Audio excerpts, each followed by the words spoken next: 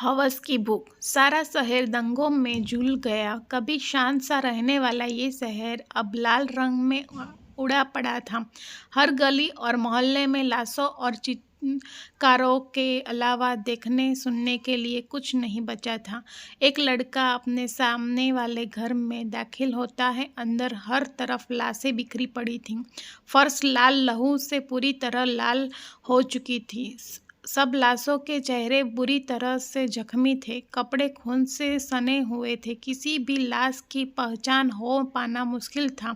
हाँ, ध्यान से देखने से इतना ज़रूर पता चल पाता था कि जिस्म मर्द का है या औरत का। काफ़ी देर अपनी सरसरी नज़रों से खोजकर वो लड़का अंदर वाले कमरे में दाखिल हुआ। वहाँ दो लड़कियों की लाश पड़ी थी, जिसे देखकर उस लड़के के चेहरे पर चमक आ गई। दरअसल ये उसी लड़की का घर था जिसके पीछे हमेशा ये लड़का पड़ा हुआ था। हालांकि इसका जिस्मानी इश्क ये लड़की काफ़ी पहले जान गई थी, इसीलिए उसने हमेशा ही उसको इग्नोर ही किया था।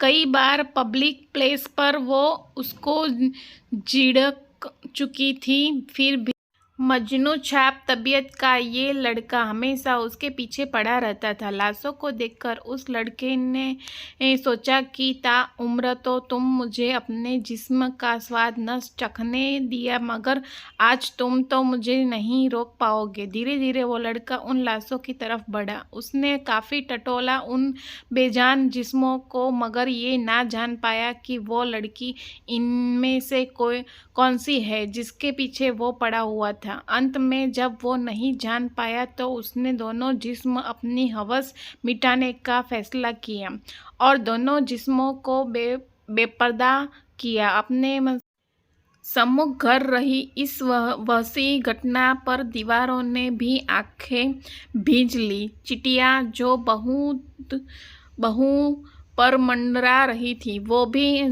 शर्मिंदा होकर बाहर की ओर चल पड़ी। बारी बारी उसने दोनों जिस्मों को अपनी हवस का शिकार बनाया और फिर कपड़े पहनकर जो ही बाहर को निकला तो देखा सामने से दौड़ता हुआ बदहवास उसका छोटा भाई आ रहा है। हाँफते हुए नज़दीक आकर वो बोला, भैया भैया, मजली नहीं रही। दंगा हुआ तो वो इस घर में छुप गई थी, मगर दरिंदों ने उनको मार दिया। वो वाले कमरे में लाश पड़ी है। उसकी छोटे भाई की उंगली उस कमरे की ओर भी, जहाँ से बड़ा अभी हैवानियत करने निकला था। मंजली उनकी बहन थी। बड़े ने छुपा, तुमने कैसा पता?